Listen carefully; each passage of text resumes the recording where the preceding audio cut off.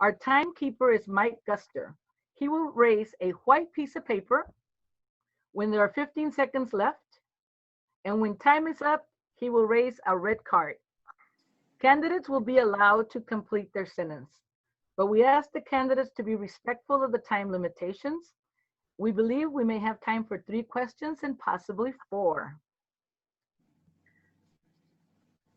So now that we've covered the ground rules, we can begin now in alphabetical order. We begin with candidate Beck. Mr. Beck, your opening statement, please.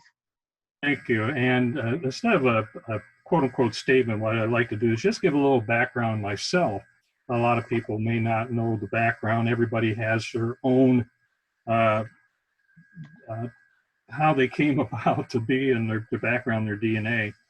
Our family moved here 36 years ago to the Quad Cities. Brought 2 young children here to raise their family. I worked for Terracon Consultants for 36 years, retiring in 2019.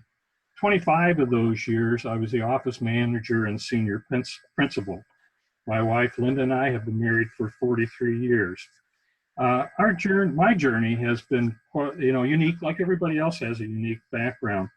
For instance, my mother's side of the family, my grandfather immigrated to the United States back in the early 1900s from Czechoslovakia. He actually was here for 5 years on his own prior to sending for the family.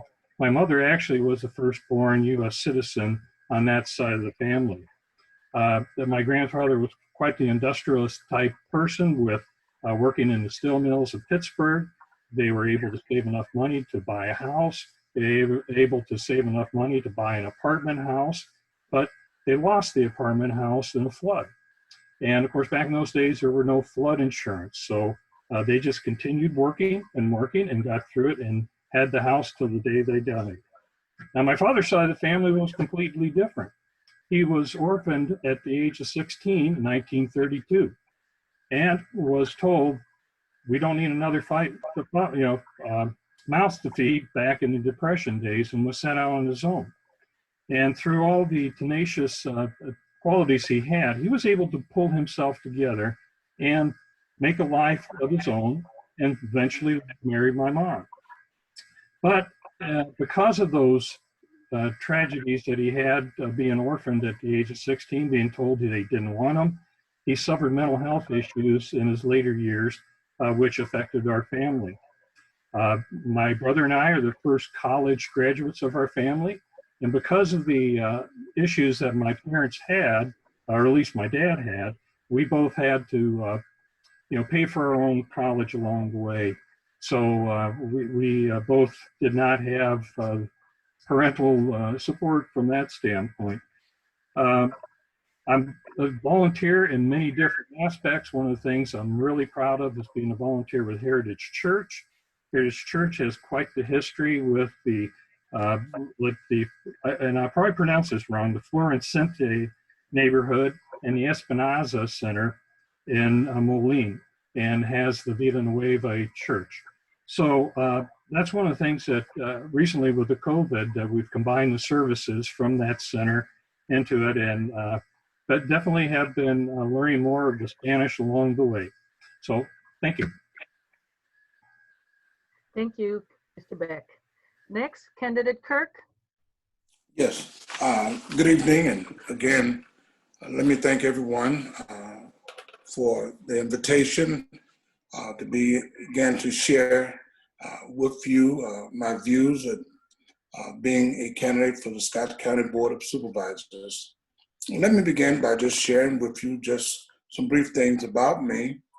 One is that I was born in Monroe, Louisiana, to the university there, left and went to the Marine Corps, come back from the Marine Corps, and I began service as a minister, pastored several churches.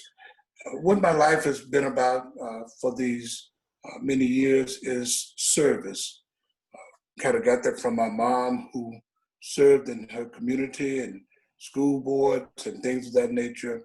So it's all been about service. So Retiring from Federal Express when I came here and began pastoring the Third Missionary Baptist Church, and working in the community is just what we've done. It's just all been about being a servant leader.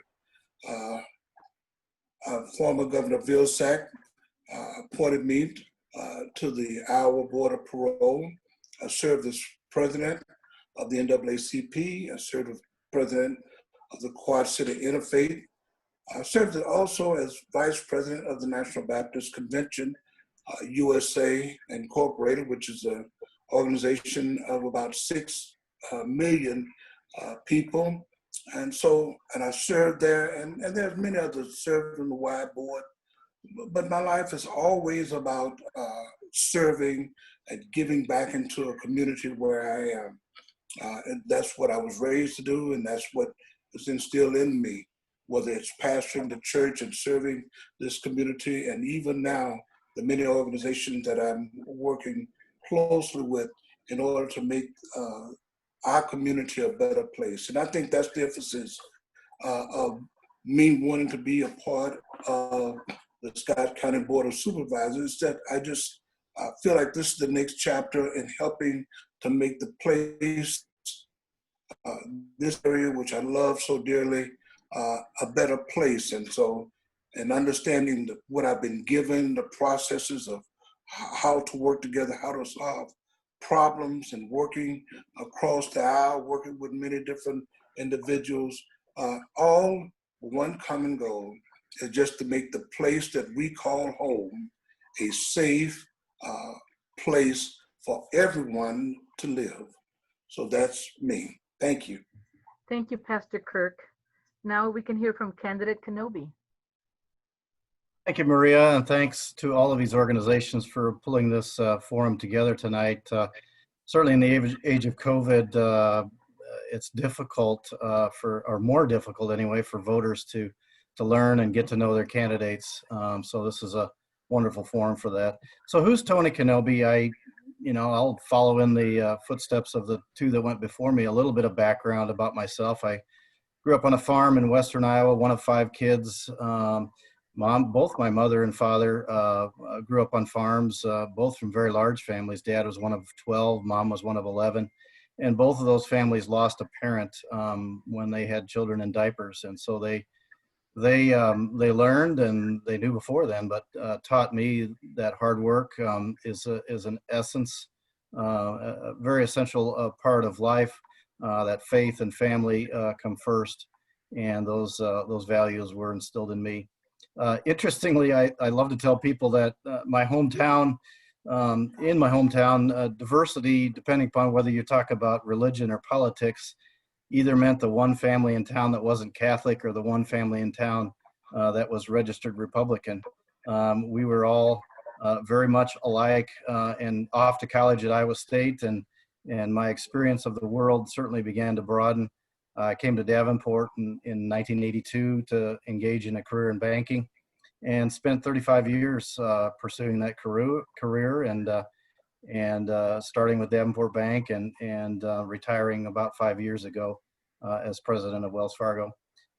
I've served on a lot of different boards over the years, and have met a lot of people. And I think probably my best advice, if you want to know Tony Kenobi, is go talk to the people that I worked for, that I worked with, and that worked for me. Go talk to my old customers. Go talk to the people that were on the boards that I served on, that are in the church that I belonged to for 37 years, 38 years, and they'll tell you that I'm a good listener.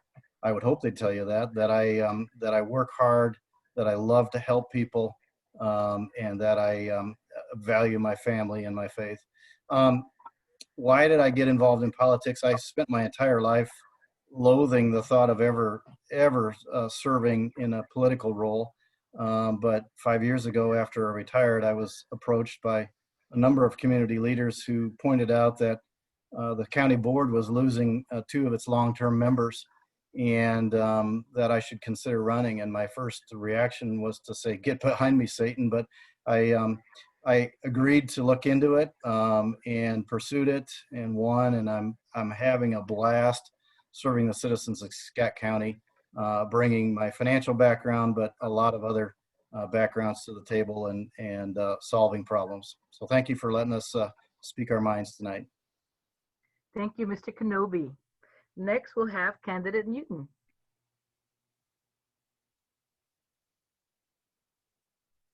Jasmine, we can't hear you. Let's try it again. Can you hear me now? Yes. Wonderful. Good evening, everyone. Thank you, Maria, and thank you to all the organizations that put together this forum, and thank you to everyone that is currently watching or will watch this at some point in time. My name is Jazmin Newton, and I am running for Scott County Board of Supervisors.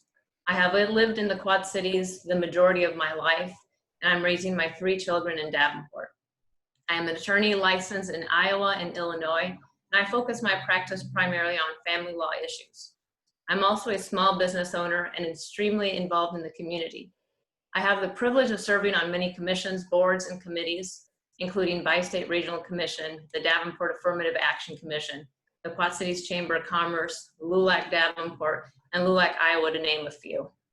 A little bit about me. Many know me as the attorney, or some even consider me a community leader for the work that I do.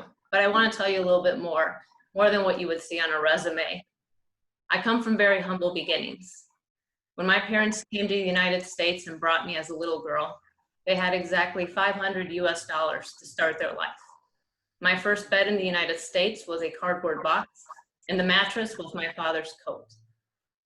I grew up despite all these barriers and became a first-generation high school graduate, then went on to college. Life took me through detours. I dropped out of college, got divorced, was a single mom. Later in life, I found the courage, though, to go back to school because I wanted to achieve my childhood dream of becoming an attorney. I went back to Black Hawk Community College, took an overload of credits, and graduated. I then went on to study at the University of Iowa, where I graduated with a double major in psychology and sociology and became the first in my family to graduate from college. I then decided that law school was the next step. However, life had more challenges. My second child was born exactly 3 weeks before I started law school. I went to Northern Illinois University in DeKalb, Illinois.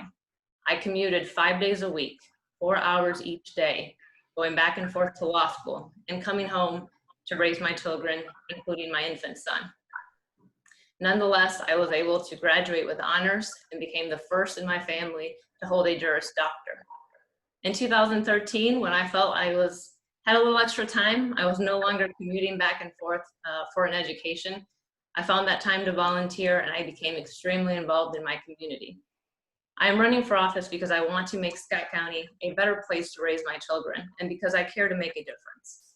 I believe we all have a responsibility to do what we can to improve society, and I feel a calling to public service. I bring a unique perspective to the table given my life experiences, and I will be a voice for all on the Scott County Board.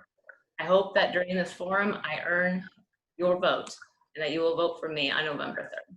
Thank you. Thank you, Ms. Newton. Okay, we're on to the next part of our program, which is the question and answer.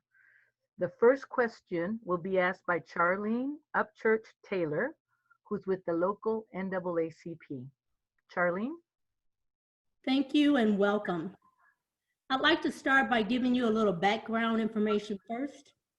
The City of Dubuque has recently adopted the use of a racial equity toolkit that helps inform and structure the priority areas of their annual budget.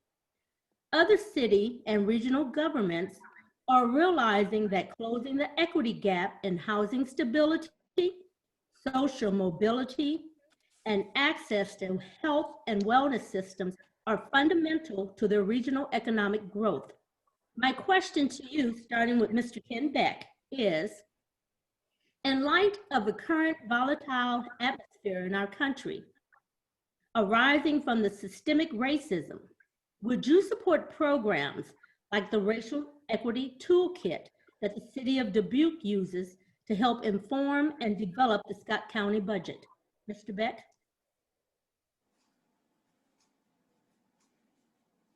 Thank you.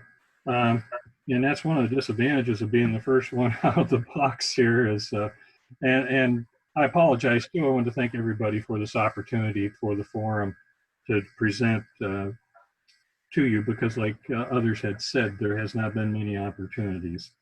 This is a new, I guess, new toolbox. Is the racial equity toolbox is something that's new, at least to me. And I discussed this actually with our administration, and something that's new to them as well.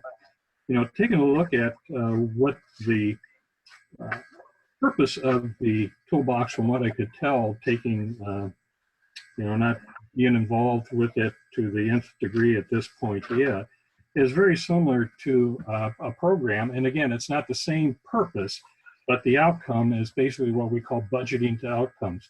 It's basically taking a look at how an input results in an outcome. And it makes you go back to take a look at what you need to do things better in order to produce a certain outcome. And it's a program that we've used for years in just determining whether a particular item that's being presented by a department will result in an outcome that will be a better outcome for the whole county. This looks like it's a program that makes departments accountable for decisions that they make, and allows an opportunity to go back and hindsight make corrections to a process that may not be perfect. None of us are perfect. Scott County has always been working to make the workforce as diversified as possible. We fortunately have never been cited with the need to do quotas, and we do as much as possible to get involved. For instance, taking a group up to see the recent Putnam race, are we really that different? So thank you. Thank you. And Mr. Rogers, Kirk? Yes, I guess just on a very simple answer, it would be yes. Because not only I think Dubuque uses it, but also Des Moines is now using the toolkit, because what it does, it gives you a holistic approach and looking at the systemic racism that exists within a community. And so it begins to address those issues, looking at housing, looking at city government and the makeup of that. So that the toolkit does that. And so I support that, because, you know, playing out in our community, we see something like that's going on right now. So we need to really take a holistic approach, because if we're gonna make our community better for everyone, we got to ensure that everyone has the opportunity not only for fair housing, but to social economic will be able to be addressed as well, and to move up the ladder. So again, the answer is yes. We need to use that, something similar to that in Scott County. Thank you, Reverend Kirk. Mr. Kenobi? Yeah, I'm certainly willing to listen to any and all ideas out there. I'm a firm believer that the ball gets moved one discussion at a time. You know, I'll cite by example the part of the toolbox that I find the most, that I can embrace the easiest and find the most interesting is housing stability. When I came on the county board 4 years ago, a little under 4 years ago, I learned that the county was considering investing dollars in fighting lead poisoning amongst the children in our community. There are thousands of homes that were built before 1978, and they all at one time had lead paint in them. I asked about it. I supported our funding of the creation of what's called Live Lead-Free Quad Cities, and offered to sit in on some meetings, and a few meetings later found myself as chair of that board, and we are having a great success. It's early on, but we're having great success finding and identifying homes so far where children have been poisoned by lead, which leads to all kinds of societal problems, from a crime, from learning, from hunger and homelessness. We're combating lead poisoning in those homes, making the Quad Cities and Davenport a better place to live, work, and play. And so I'm all about finding new ways to make the community a better place to live. Thank you, Mr. Kenobi. Thank And you. lastly, Mrs. Newton.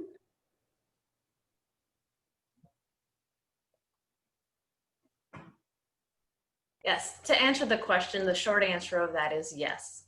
As a county, we should work to achieve racial equity. We need to understand what racial equity is to begin with. And what it means is when race is no longer a predictor of what your life outcomes are. Unfortunately, in our society, we have many racial inequities. We see those inequities in wealth, income, housing, criminal justice system, just to name a few. I have reviewed the Racial Equity Toolkit, and I would support its use. I find the toolkit to guide government. Essentially, it requires us to acknowledge the issues that exist, and then we make sure that each decision we take into consideration the issues and what impact our decisions would make on the inequities that exist. The tool highlights the need for a plan, and that is very important that we have at the county board.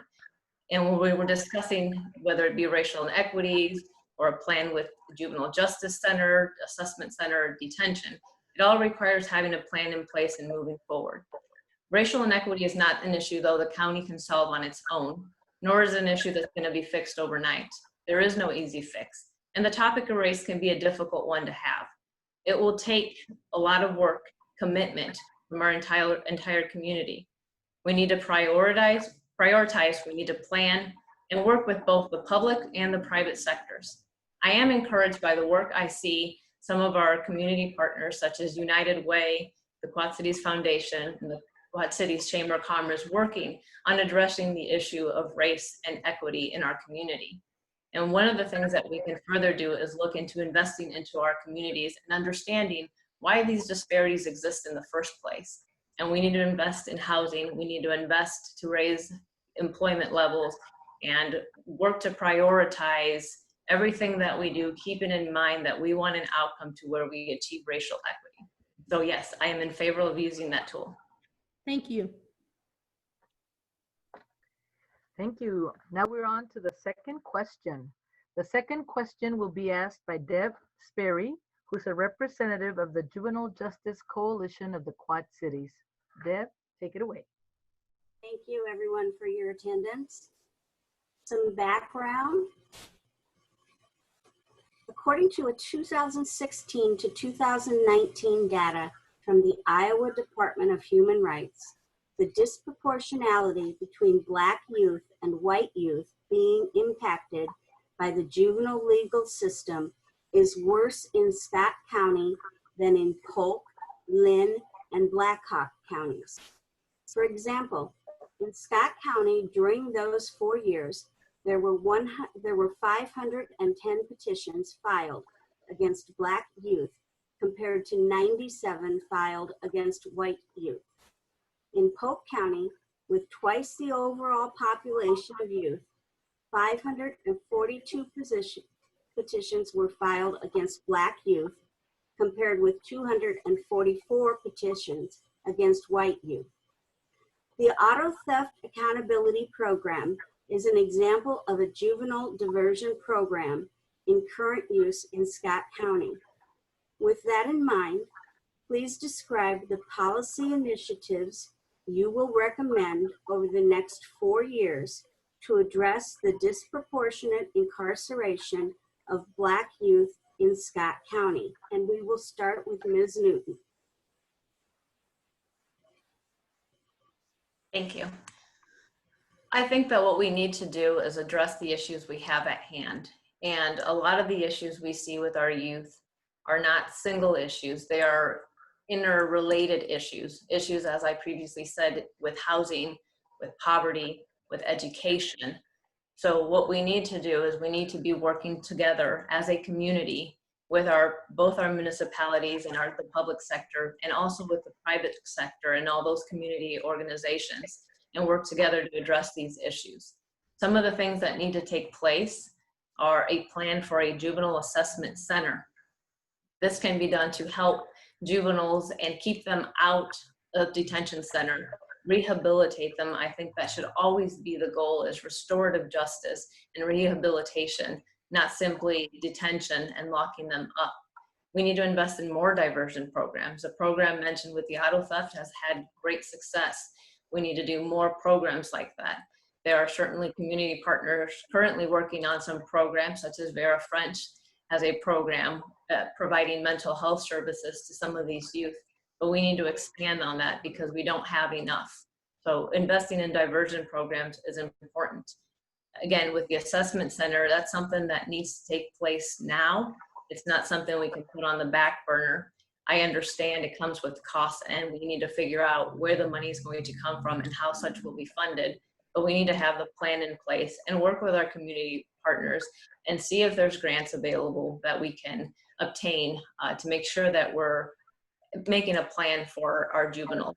Also, there was a juvenile, the assessment that came out showed that we need more beds. I'm not in favor of simply locking kids up and expanding beds to the number that they think that we will need. But I do know that currently we don't have enough right now for the juveniles that are in the system. And they're being shipped off to other counties far away from their family and far away from the programming that we do have here to offer them. We need to understand that our main goal is to rehabilitate these children. And they are our problem. It takes a village to raise a child. And I think that we need to come together as a community. And when I say we need to work with our community partners, because we know that the issues that are involved in juvenile crime involve so many other things. We look at kids that didn't have preschool or that weren't reading proficiently by the time they were in 3rd grade.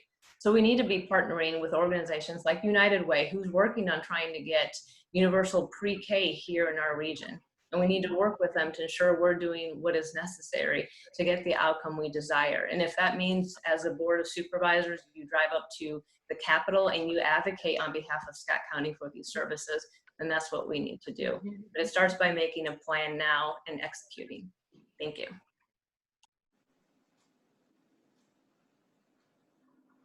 Next, Mr. Kenobi. Thank you. Yes, and I agree with Jasmine. It takes a lot of things. You're right, we don't have enough beds, and we are shipping youth off to other communities. We are, as a county, we are the keeper of the key of the hotel where these youth get to spend some time waiting court to find out what their future might be.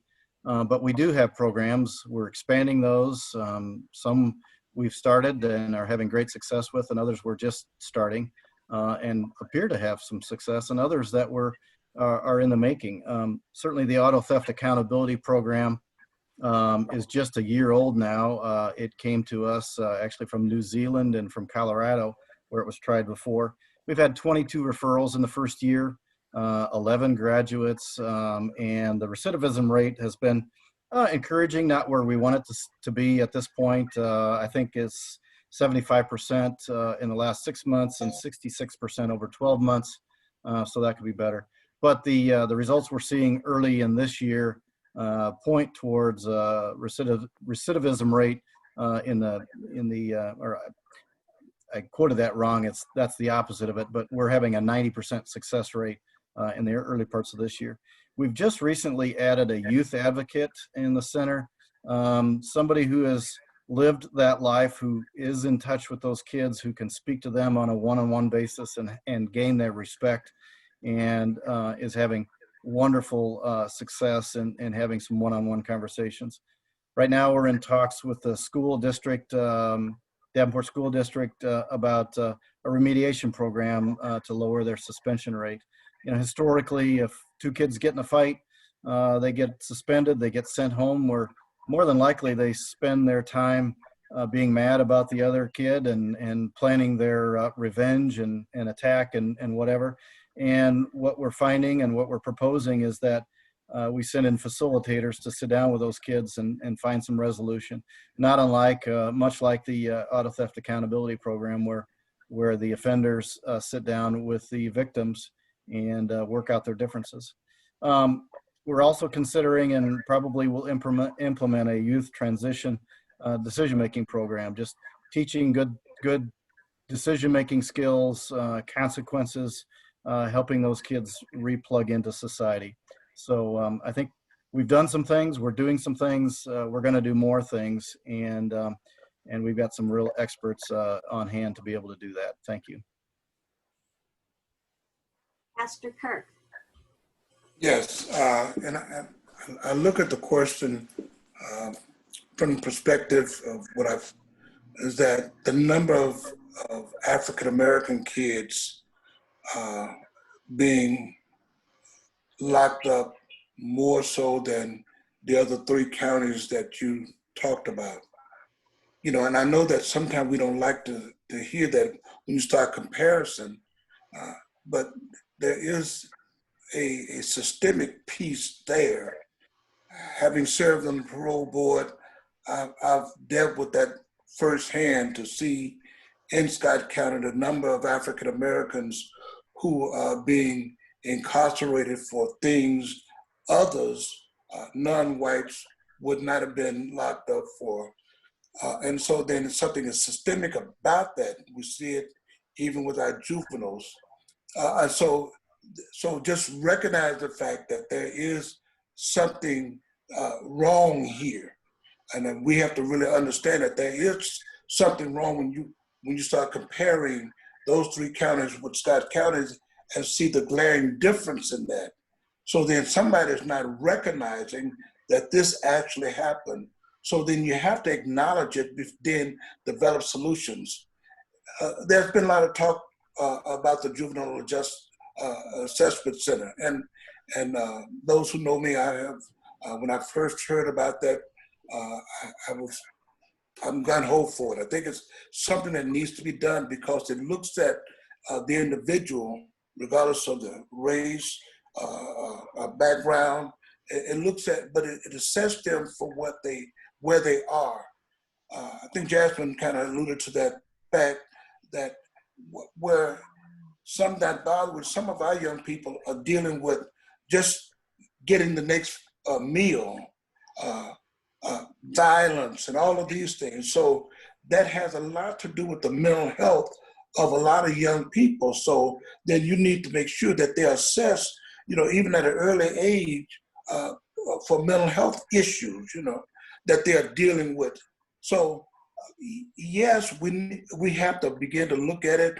And I again, on the fact that the Juvenile Justice Assessment Center would be ideal to be able to get them, because we see all these problems with our schools and our community, all of the shot fired, all of the shootings and other things going on. And we see what's happening to our young people. And so we need to begin now to take an approach that says that we have to be now proactive instead of being reactionary, instead of looking at the fact of locking them up. How can we now begin to say, what can I do now to keep them from getting there? How can we now work with our school system? How can I work with our community groups in order to make this work out for our young people? So again, I think that we need to look at it from a holistic approach and begin to see what can we do to make this work. Thank you. Thank you. Mr. Beck. Thank you very much. And, you know, I think it's one of these subjects that no one of the candidates is going to disagree on, that, you know, we need some changes to our system. But again, the system is multifaceted, and even as our Scott County attorney said, very difficult to assess. Any of the diversion programs that we take a look at, and hopefully you can hear me, that we need to have the court system included into this, and the attorney systems, our Scott County attorneys involved with this as well. Because as Mr. Kenobi indicated, the county itself is really the hotel for holding these juveniles until they have their day in court. But the diversion programs that we have been vetted through the judicial side of it so that we can get these pre-adjudicated juveniles taken through the programs. Matter of fact, we are one of the few counties, if not, I think, the only county in the state that does have pre-adjudicated felony juvenile diversion programs. So we've seen this program, we see it work. We've worked with the judicial system.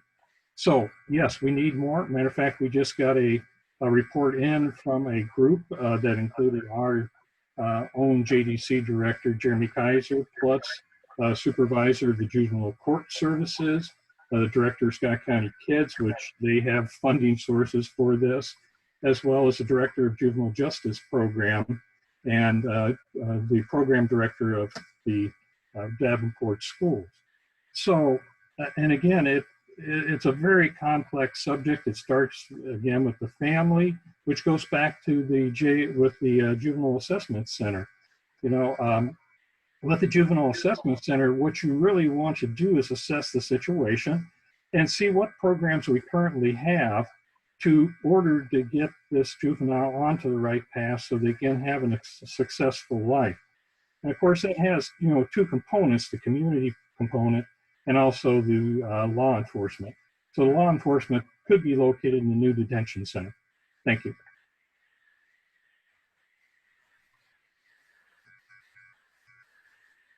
Okay, we're going to have the third question, but before we go there, I want to, for the record, all the candidates were provided the questions ahead of time. They did not know which questions were going to be asked of them. The third question will be asked by Nick Salazar, who's the State Director of LULAC of Iowa. Nick? Thank you, Maria. Background. According to the December 2019 Scott County Workforce Analysis, out of 35 employees in the county attorney's office, there are no African Americans and there are only 2 Latinas. According to the 7th Judicial District, there are no judges or magistrates of color. How would you increase opportunities for the underrepresented populations? How would you diversify the workforce within the Scott County departments? How would you address diversity at all levels? For example, entry level through managerial positions. For this question, we will start with Mr. Kirk. Thank you. One way is, as we have already done, acknowledge that this exists. I come up a time where we use the word affirmative action, which simply just says that the organization itself will aggressively seek to hire people of color, you know, then women, you know, veterans and things of that nature. So then what I've discovered is that people have a tendency to hire folks that look like them. And if the organizational structure does not hold accountable those hiring managers to insist that they hire people of color and hold them accountable for doing so, usually it gets done then. But so many times we don't do it. We don't teach those hiring managers, those individuals that come bring folks on, how to do this. You hear oftentimes, well, I want the best qualified. Well, it's kind of strange that if the requirements are the same, if it just takes a high school education to do the job, and we all have that, we all have the same qualification, then when it gets to that part of actually bringing them in for an interview, that's when it becomes difficult. Because now that manager who is white tend to hire someone they feel more comfortable with. And I know this is sometimes we don't like to say that, but these are some truth. And so what we do is hold managers accountable for fulfilling the obligations of ensuring that there's diversity in our workplace, because we all know that when there is diversity, things are better. Thank you. Thank you, Mr. Kirk. Mr. Kenobi. Yeah, I think part of the solution is already happening. We've sat down with our department heads and elected officials and taken some hard looks at diversity within our organization at Scott County. Some departments are doing quite well, others not so much.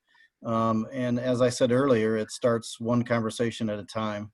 I wish it was simple as hoping that every parent out there would tell their child, you want to grow up to be a government bureaucrat. It's probably not something that a lot of kids aspire to, but there are great careers within government work, very solid, stable, great benefit jobs that are available. It's a recruiting question, I think, because people don't tell their kids you want to go be a government bureaucrat. We've got to get the word out through groups, through clubs, through schools, that there are great careers available at Scott County and other municipalities for that matter, to help them come along the way that they're prepared to come and work for us at all levels. I want to dispel perhaps a misconception, and that is that our managers use color in their decision making. When we look at resumes and applications, there are no questions that would reveal a person's ethnic, racial, religious, sexual preference, any of those backgrounds as we make initial decisions. It's only when we bring people in for interviews that we might be able to determine by visual observation what their color might be.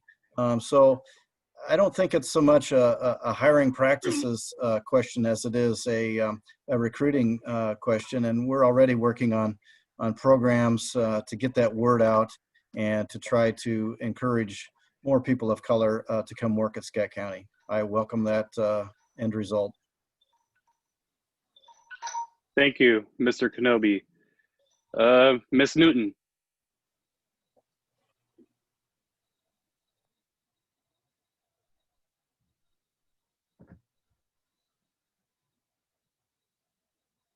So first I would like to state, in regards to the totality of that question, there are 2 Latina magistrates currently in Scott County in our 7th Judicial District, Magistrate Frederick and Magistrate Taylor. Now, I understand that the board does not do all the hiring. For example, the board does not hire for the Scott County's Attorney's Office. Our Scott County Attorney, Mike Walton, does. And currently at Scott County Attorney's Office, there's a need for more attorneys. They had a study done that showed there, I believe, at least 11 attorneys short to meet the needs of that office. So this would be an opportunity to hire with purpose and ensure that we are hiring in a way that will diversify the office. I understand that there's certain things the board does and does not do, but I'm not running on a platform of what cannot be done. I'm running because I think we can do better and we can work together to ensure that when opportunities are being presented, we are making sure they reach all segments of the population, not just a portion of Scott County. We can do a better job advertising these jobs, not by simply posting them on the website for Scott County, because that's not some place that every Scott County resident would go to. We need to go essentially meet the people where they're at. We need to make sure we are going into the communities of color and making sure they are aware of these opportunities. Having a direct connection and open communication with NAACP, LULAC, and other social organizations would also help, and making sure that every time an opportunity is presented for a job, that we are sending that out to all the different community organizations to ensure that it reaches a majority of our population.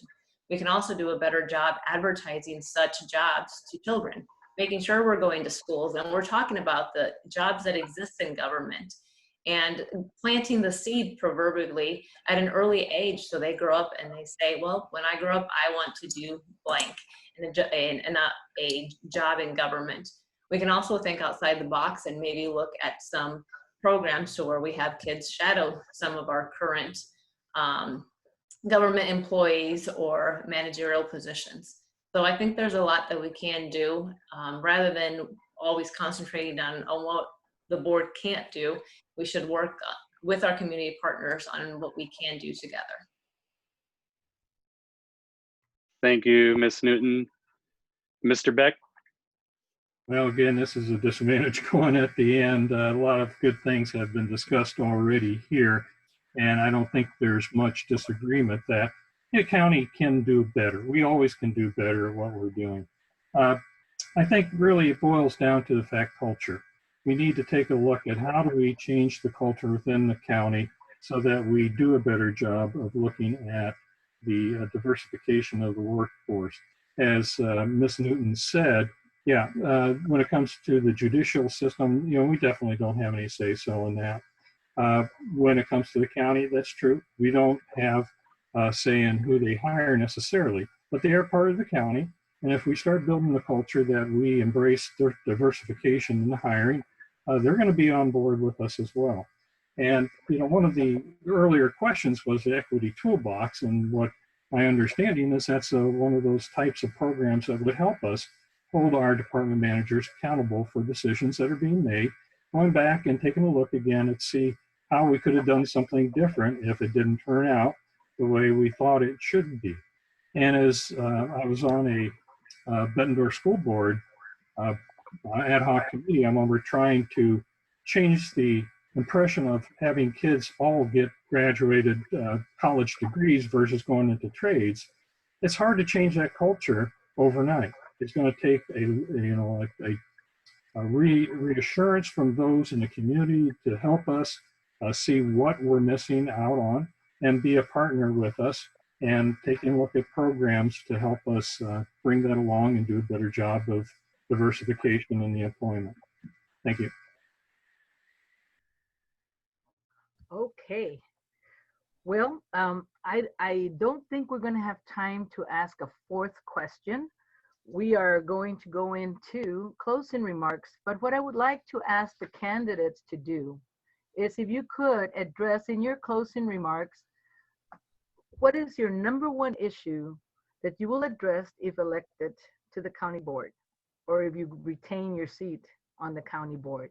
1 or 2 top issues, please. And we will start with candidate Kenobi.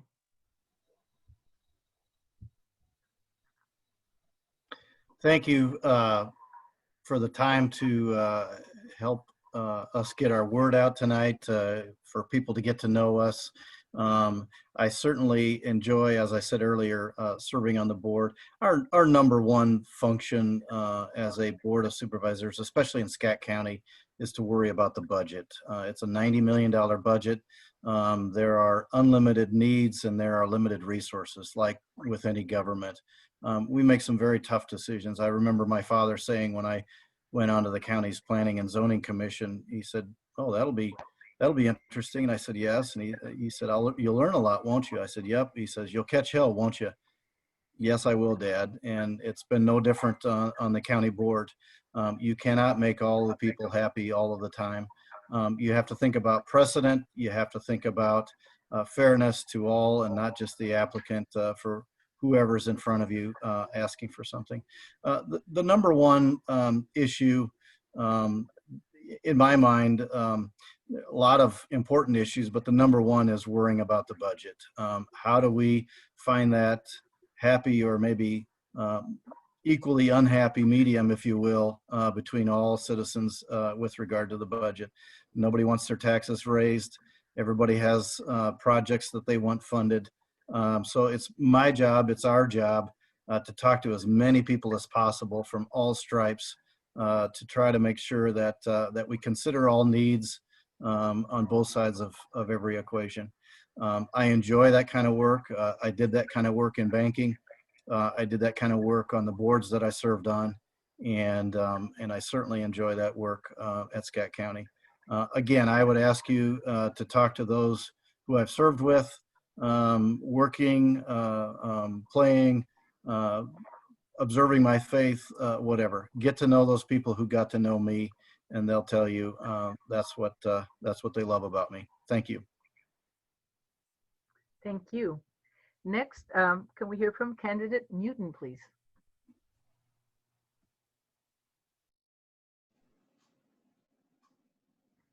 Thank you. Thank you everyone for being on this forum today or listening to each candidate. As you see, we each bring with us our unique perspective and opinion of what needs to be done or what can be done to improve Scott County. I believe I have the qualifications necessary to be an effective advocate for Scott County. Working with all the different diverse groups that I've been working with, I've been able to work with different groups of people.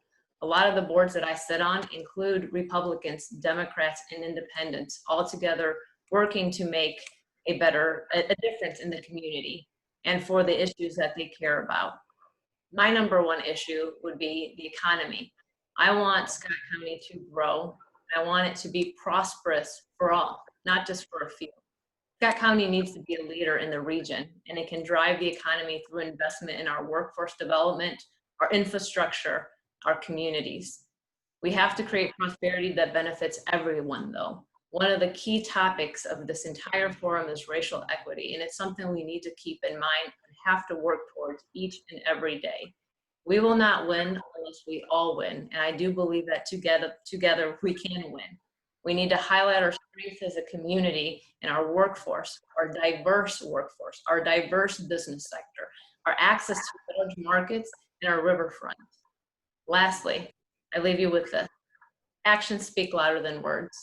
What I have done to serve my community each and every day, from a small food drive to advocating for or against legislation. It shows I've been doing the work because I care. I hope you give me an opportunity to serve you as your next Scott County Supervisor. Thank you. Thank you. Next, let's hear from candidate Beck. Thank you again, everybody, for this opportunity to speak. Again, we've had limited opportunities even to get to know the other candidates. And that's always been one of the benefits of these forums back in the other days, is to get to know our fellow Scott County residents. But I don't think there's any doubt everybody who's running for this is running for a purpose of making Scott County the best place it can be. That includes economic growth, because economic growth just provides so many more opportunities for the area, for providing services. You asked specifically what are some of the issues that I would like to see continue to get to some completion. And to get very specific, and this was brought up during this forum, and that's really the federal mandate that we have for the juveniles that's adjudicated in the adult court. We have a mandate by the end of 2021 that they have to be moved back into a juvenile detention center. So we need to take a look at that, not only from a standpoint of a budget concern, but also one of the reasons why our JDC director did the study that we asked him to do, so that we could take a look at diversion programs to reduce the number that we go in there. There's been a lot of talk about this $38 million detention center. That has never been discussed as far as how big this would be. So that's a fallacy. We still have not determined if it would be how many beds, 32 beds, 68 beds. As a matter of fact, our JDC director has even said that, it would probably be down in the smaller size. The other thing that is I mentioned about the programs for diversion, that's another issue. And I agree with Mr. Kenobi about controlling the budget, but the other elephant that's in the room, and I'm not talking about the Republican elephant, it's the increase the stability of funding for mental health. We have been jockeyed around by mandates by the state for years, and we need to get a consistent and stable funding for all the mental health services to help many of the residents of Scott County. And I'm the director board, and I am going to hopefully continue to see that move forward. Thank you. Thank you. Thank you, Mr. Beck. And last but not least, candidate Kirk. Thank you very much. And let me thank everyone for being a part of this forum. And again, it gives us the opportunity to share our vision for a county that I'm sure we all love very dearly. I've lived here now for about 28 years. I live in Bettendorf, and I love Scott County, and I love serving this community. If you look at what to me, one of the greatest things is because it's all overlapping. As we talked about mental health, I've been dealing lately with a lot of young people, and that brings us into that juvenile piece. So many of them are suffering from mental illness, and that's not diagnosed at an early age, but it comes because of trauma in their homes, the violence that's going on, and lack of services being rendered, just having a meal. This trauma, they're depressed, and you see a lot of that playing out. Then what happens is we find a lot of them being locked up, and when what they really need is mental health treatment, and they need other things to come into that household that would help that family. So yes, I'm looking at coming in, and yes, we are limited in amount of money, but we have to look at our budget and say, well, is this budget going to be about making solutions, just reactionary, and locking people up? What we can do to make things better?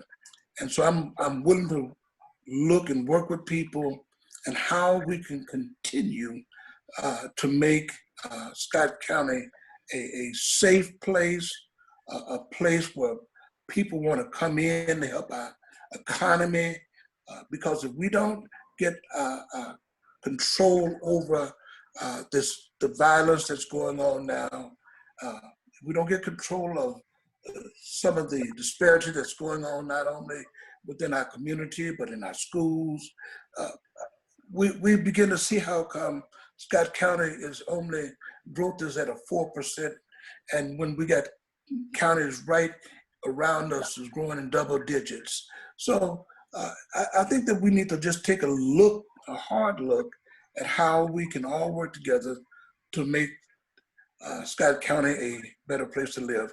And again, thank you. I look for your support and helping me to become part of this Scott County Board of Supervisors. Thank you very much. Thank you. Thank you. Thank you to the candidates for running. Thank you to the people who are listening and who will listen to this later on. In order to have a vibrant democracy, we need the participation and the civic engagement of all of us. Thank you so much for making this event possible. I'd like to extend special thanks to Alta Price for being the webinar host. And thank you to all the coalition members and sponsors. One announcement, please write this down for your calendar. Our next town hall is October 8th from 6 to 7 p.m. and it will be on environmental issues. We have invited the candidates for the U.S. House of Representatives, both in the Iowa and Illinois side. So we have invited Sherry Bustos, Esther Joy King, Marionette Miller Meeks, and Rita Hart. That will also be a great town hall, just like the one tonight was. Thank you all and have a good evening. This is Maria Briviesco. Bye. Thank you, Maria. Thank you.